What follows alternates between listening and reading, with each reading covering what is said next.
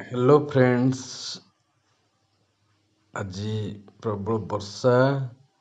ଏମିତି କେତେ ଦିନ ଧରିକି ପାଗ ରହୁଛି। ଧାନ ଗୁଡାକ ଯୋଉ ଥିଲା ସେ ସବୁ ବର୍ଷାରେ ନଷ୍ଟ ହେବାକୁ ବସିଲାଣି।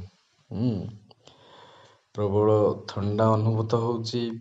ତାପରେ ପାଗ ଅତ୍ୟନ୍ତ ଖରାପ, ଦେହ ଖରାପର ବହୁତ ଚାନ୍ସ ଅଛି।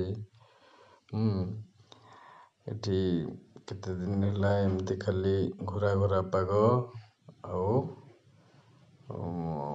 ବର୍ଷା ଟୁପଟୁପ ପାଣିରେ ଶୀତ ଦିନେ ବର୍ଷା ହେଲେ କେମିତି ହବ। ଏ ଦେଖନ୍ତୁ ରାସ୍ତାଘାଟ ଜନଶୂନ୍ୟ ହେଇପଡ଼ିଛି। ଏଠି କେହି ଯିବା ଆସିବା କରୁନାହାନ୍ତି।